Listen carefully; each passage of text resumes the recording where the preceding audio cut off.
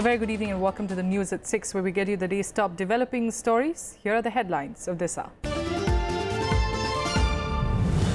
Delhi government calls off odd-even vehicle rationing scheme. State Transport Minister Gehlot says that the government cannot conduct the drive without exemptions and will ask NGT to reconsider its decision.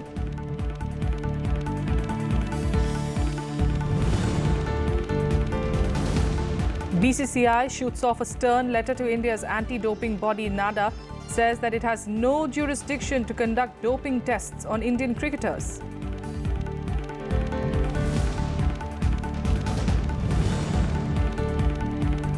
And 25th Apec Economic Leaders Meeting opens in Vietnam. 21-member economies discuss issues including sustainable growth and prosperity of the Asia-Pacific region.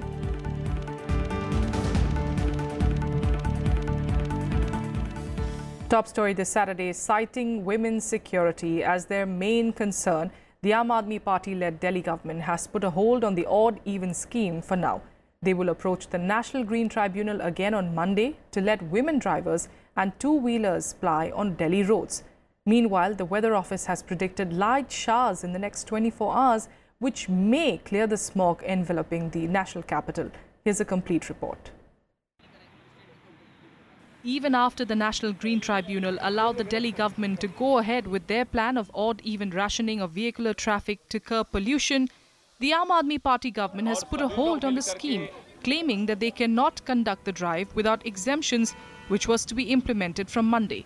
Honorable NGT court ने जो दो conditions रखी, एक तो two wheelers exempt नहीं होंगे और ladies भी एग्जेम्प्ट नहीं होंगी. लेडीज की सेफ्टी और सिक्योरिटी के साथ this government is very concerned, तो वो हम रिस्क बिल्कुल नहीं ले सकते. तो एट द मोमेंट जो PM 2.5 और PM 10 के जो लेवल्स हैं वो प्रिस्क्राइब लेवल से भी कम है. तो at the moment we are calling it off. लेकिन मंडे को we are going back to NGT. We are requesting NGT कि वो जो टू व्हीलर्स की एग्जेम्पशन और लेडीज की एग्जेम्पशन जो है वो उसको दोबारा कंसिडर करें. लेवल 500 से ऊपर और PM 2.5 300 से ऊपर जाता है, 48 आवर्स के अंदर मॉनिटर करके उसे ऑड इवन स्कीम को ऑटोमेटिकली इंप्लीमेंट करना होगा. इस बार कोई एग्जेम्पशन नहीं है, कोई वुमेन विद चाइल्ड, वुमेन किसी तरह की कोई एग्जेम्पशन नहीं होगी. ये सब पर लागू होगा, VIPs पर भी लागू होगा जहां तक का ट्राइब्यूनल का ऑर्डर है. तो इसका मतलब ये कहा only emergency vehicles will be exempted. The NGT had ordered the withdrawal of all exemptions, including two-wheeler riders and women-only vehicles under the odd-even scheme. However, commuters and women drivers say that they are willing to take the trouble of using other modes of transport to help curb pollution. वैसे तो महिलाओं को दिक्कत होगी, इसमें जाहिर सी बात है, क्योंकि हम जैसे हाउसवाइफ वगैरह है, दिन में बच्चों को लेने जाती हैं, हस्बैंड्स कार लेके चले जाते हैं, इनके ऐसे में आप क्या करेंगे. लेकिन अगर आप उस लिहाज से देखें, पोल्यूशन को कर्ब करने के लिए किया गया है, तो it's not a better move, I would say. अच्छा, अगर बाइकों पे ऑड इवन लागू हो जाएगा तो फिर जॉब कैसे करेगा? जॉब करने वाला बंदा 3-4 बाइक कहाँ से लेके आएगा? वो ये जो फैसला है ना, ये रद्द होना चाहिए बाइक का. खाली ऑड इवन से कुछ होने वाला तो नहीं है, बहुत कुछ और भी स्टेप्स लेने चाहिए. पर अगर कुछ कर रहे हैं तो मेल्स और फीमेल्स दोनों अगर इसको माने तो बेहतर होगा. पर अगर किसी लेडी को प्रॉब्लम होता है वो भी देखना चाहिए गवर्नमेंट को. कोई दिक्कत नहीं है, एकदम बंद हो जाए, कोई दिक्कत नहीं, पॉल्यूशन तो खत्म होगा. Earlier this week, the Delhi government had announced implementation of the odd-even scheme from November 13th to 17th, given the high level of smog in the capital. Schools were also shut down till Sunday. Bureau Report, Rajya TV. And now let's get you some election-related news in Verdict 2017.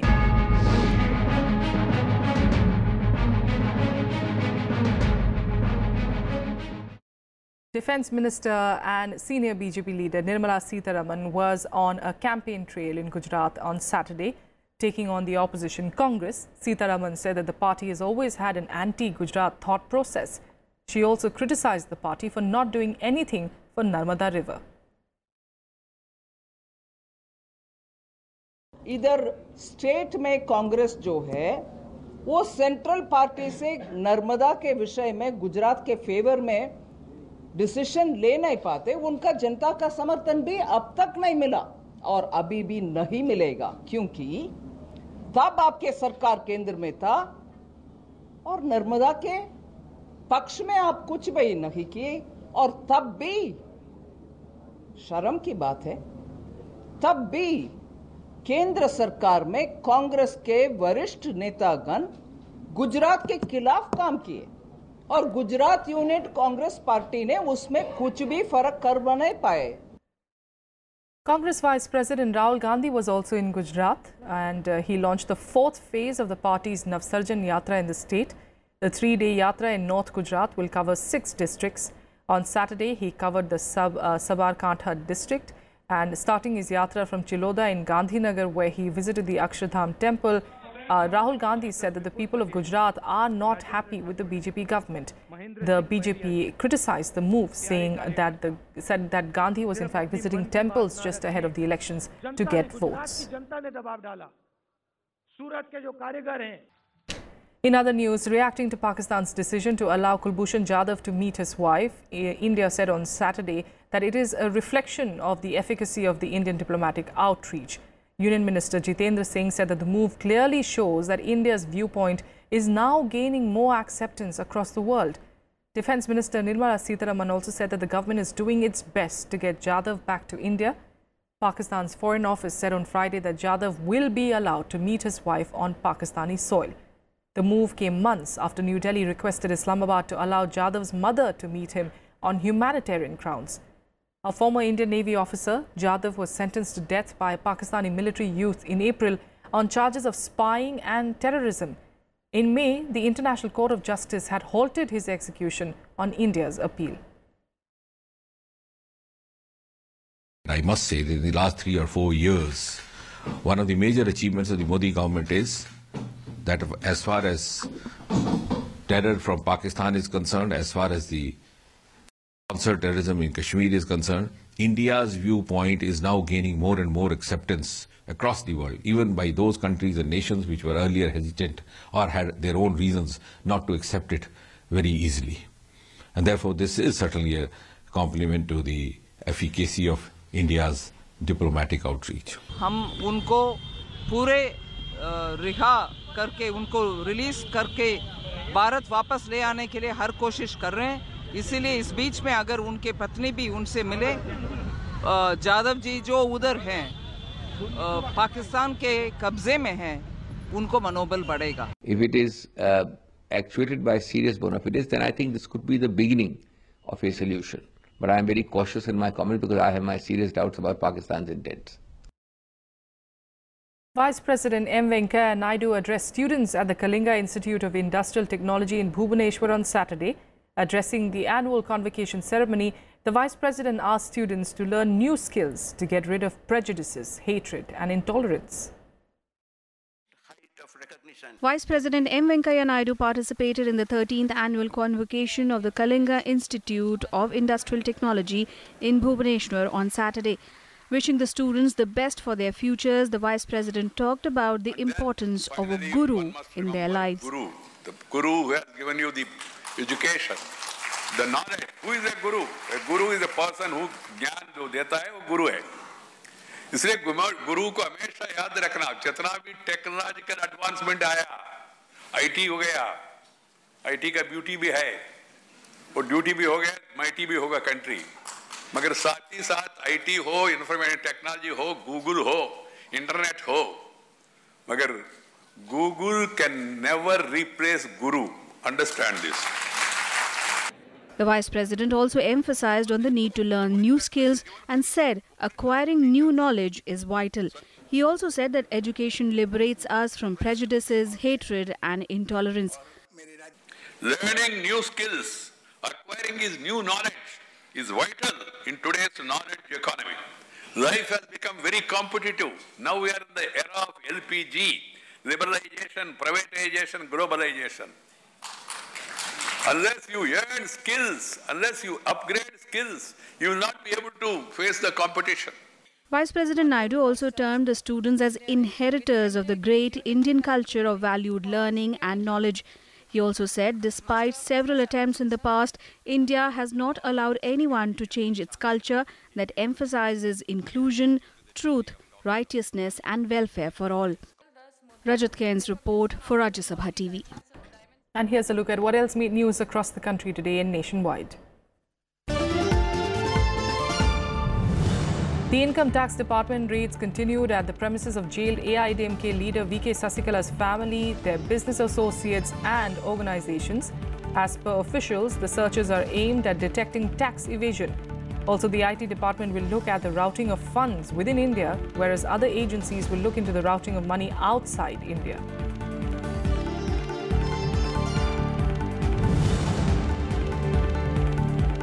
The centre has issued an advisory to state governments to create awareness among farmers about harmful effects of straw burning. The advisory has been issued to Punjab, Haryana, Uttar Pradesh and Rajasthan. The states to facilitate farmers to use residue management machines and equipment.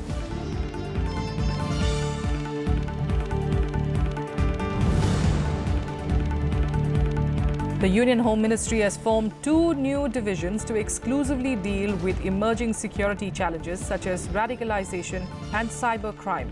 As per officials, the need for a counter-radicalization division and policy was felt as Union Home Minister Rajnath Singh was keen that the problem should be solved from the base.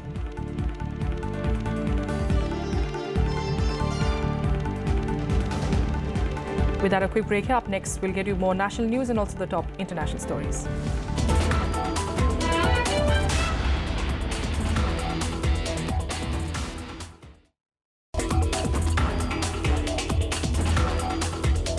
Basic work is on to understand the neural mechanism of REM sleep regulation. Means how does the brain regulate it? And then what is the function of this REM sleep?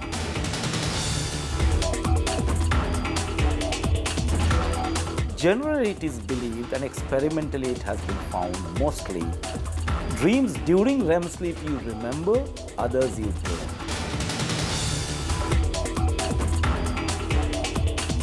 If the sleep is disturbed, most of the functions get disturbed in our body, and the quantum and quality might vary. Watch Eureka with Dr. Birendra Nath Malik, Professor at Neurobiology Department in the School of Life Sciences, JNU, only on Rajya Sabha TV.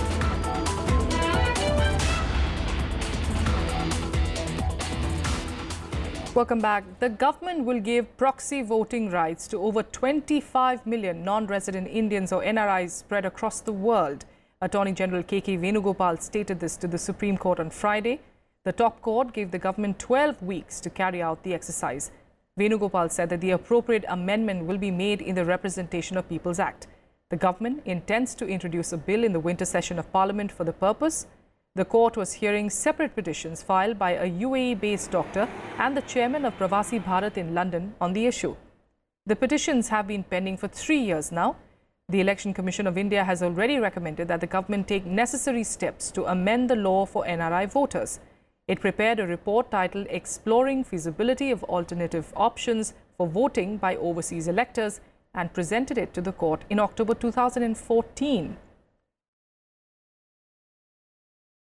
For more on these developments, we are joined in studio by Mr. K.V. Prasad, Associate Editor with the Tribune. Mr. Prasad, thanks so much for being here. First of all, currently we do know that the security service personnel, they of course have this proxy voting system that is on. But how do you see this new development for the NRIs? See, there is a history behind all this. If you really jog back, it was somewhere, I think, 2010 when the Pravasi Bharati Summit, the then Prime Minister announced the idea of having, as they say, overseas electors to be part of the electoral rolls. A system was put into place, I think, 2011. The whole thing came into being. The Parliament, there's an amendment carried to the Representation of People Act, Section 20A was introduced. Since then, this thing has been going on, and I think in the 2011 or sometime elections, and one of the largest components of NRIs come from the state of Kerala. I think at one point of time, statistics, some 8,500 registered and came and voted. The argument against this thing was it is quite expensive for electoral people who are staying abroad to take leave and come and vote, because it made it very clear that the voting will have to be done in the constituency. Yes. The existing provision made it.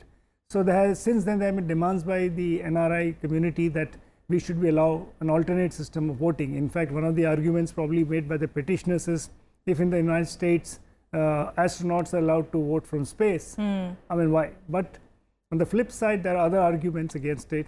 I think the committee which was set up came up with some 4 sets of alternatives. One was voting in the embassies, like many foreign consulates and embassies in India allow its voters to come and those who are staying in the country to come and vote in the embassy. Yes. The second was online voting, and the third was e-voting, electronic ballot rather, and fourth is a proxy voting. Yes. As you mentioned correctly, the services are allowed postal voting by proxy, already put into place when the Vajpayee government was in power.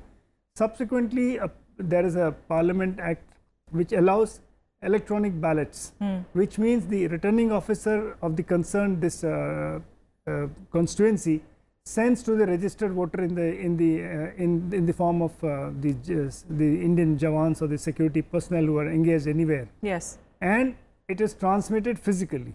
So one way is transmitted electronically to cut down the time shortage. I think similar thing is also being looked at. Okay. So it is proxy voting and or the electronic ballot voting. All right. And logistically, could this be a problem? Because yes, you do have a current system on for the servicemen, as we talked. But you know, the numbers that you're talking about, the NRIs, it's a huge amount, especially when it comes to a big General Assembly. The numbers that you'll have to deal with logistically, that is going to be a big problem. See, already in the case of proxy voting, I think August there was some amendment to the rules wherein you allow proxy voting, but it was also specified that proxy voting is for one election. Okay. You'll have to, the proxy could be selected by the registered voter who's an elector or who's staying overseas, and so on and so forth. But I think in the case of electronic, it's like again a registered voter in a particular constituency is transmitted the ballot paper once it is ready by the returning officer on a registered mail ID or whatever systems they'll come into place, and the physically it is posted back to the constituency, as in case of postal ballots which already exist in place.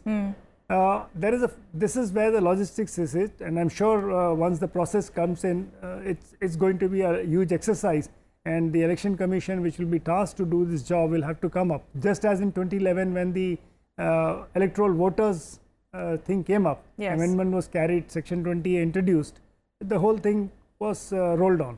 So this is a larger exercise. Absolutely, and the Election Commission seems to be, you know, favourable to this particular suggestion, because they have said that you do bring it and we'll take about 3 months time, but we'll be ready with this kind of a provision. I think that is one thing, but as I said, there are certain, some of the previous election commissioners have expressed their view in 1 or 2 reports that we read, that if you allow this segment of voters, a huge segment, then probably the migrant workers within the country will come in with a similar demand, because the same set of argument will then could be extended, because migrant huge numbers in the country who again have the same complaint that they have to lose wages when they have to go back home to vote. That's right. Or take holiday. I mean, there are any number of reasons that could be, but in any case, its intent of the government has been told to the court, and when the winter session of Parliament comes up, if a bill is introduced, the due process of legislative scrutiny will take place. All right, we'll have to wait and see what eventually happens then. Thank you so much, Mr. Prasad, for joining us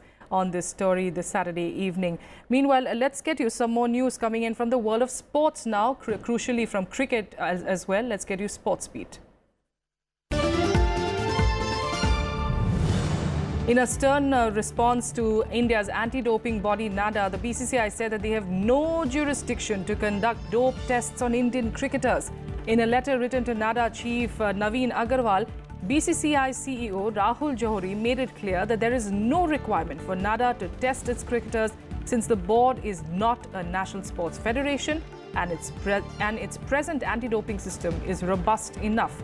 The BCCI's response was prepared with instructions from Supreme Court appointed Committee of Administrators.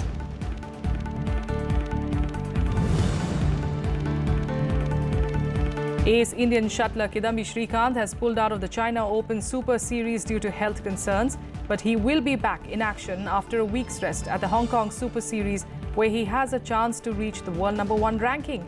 He decided to take a week's rest after a leg injury during the Senior National Badminton Championships in Nagpur.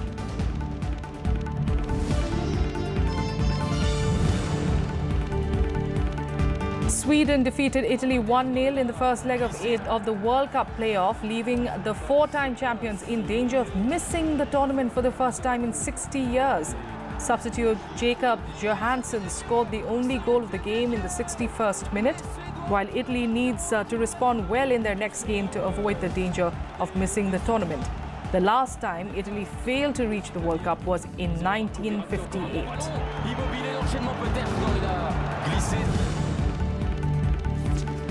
South Korea's Chung Hyun defeated Russia's Daniil Medvedev in the inaugural next-gen ATP finals in Milan. Chung beat Medvedev 4-1, 4-1, 3-4, 1-4, 4-love. Chung won the opening two sets, but Medvedev emerged in the third to make the contest interesting. Chung will next face another Russian, Andrei Rublev.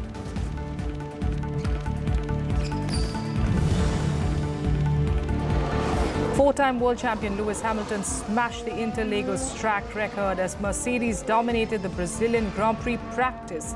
Hamilton finished both sessions with a best time of 1 minute and 9.202 seconds, while Valtteri Bottas finished second. The previous track record of 1 minute 9.822 was set by Brazilian Rubens Barrichello in 2004.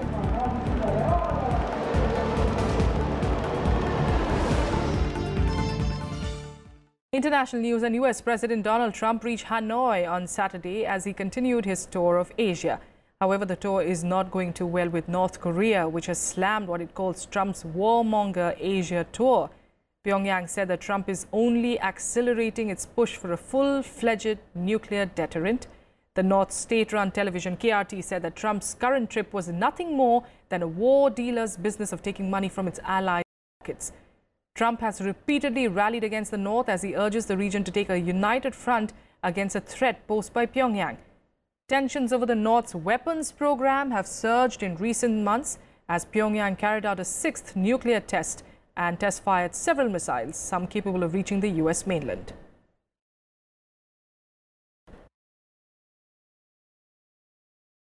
트럼프의 이번 우리 주변 행각은 우리 공화국의 자위적 해곡제력을 빼앗아내려는 호전광의 대결 행각이며 소나리 동맹국들의 돈주머니를 털어내어 미국 군수 독점체들의 배를 채워주기 위한 전쟁 상인의 장사 행각에 불과하다.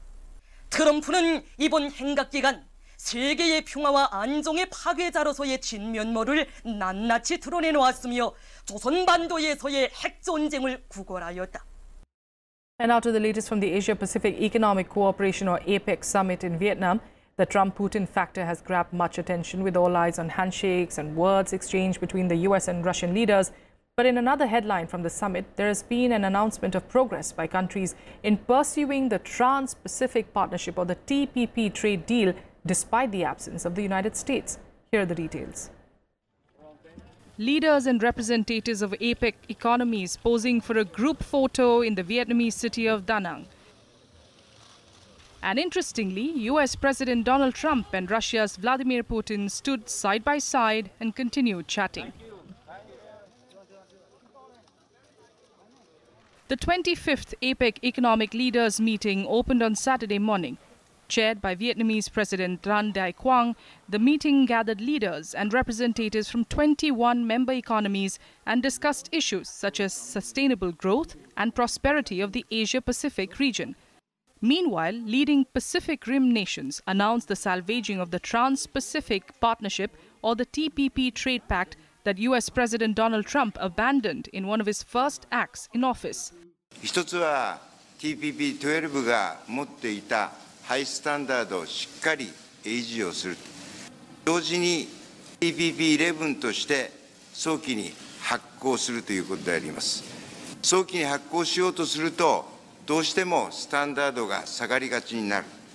The agreement, which still needs to be finalized, would now be called the Comprehensive and Progressive Agreement for Trans-Pacific Partnership or the CPTPP. As the talks went on, Putin and Trump issued a joint statement on Syria, agreeing to continue joint efforts on fighting Islamic State until it is defeated. Trump also met Philippine President Rodrigo Duterte for the first time at the summit. Bureau Report, Rajya Sabha TV. And here are some updates from across the world in Global Buzz. Former Pakistan President General Pervez Musharraf announced a grand alliance of 23 political parties.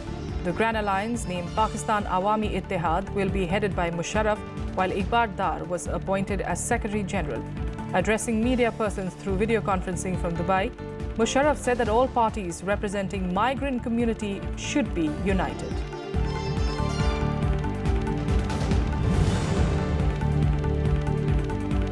Sacked Catalan Parliament Speaker Carme Forcadell left a prison near Madrid hours after supporters posted her bail of €150,000, which ended her brief detention over the region's controversial independence drive. A judge at the Supreme Court in Madrid on Thursday had ordered Carme Forcadell to be held on charges of rebellion, which carries a maximum jail term of 30 years. Forcadell was one of the several dismissed Catalan officials to be detained after the decision of declaring the region independent from Spain.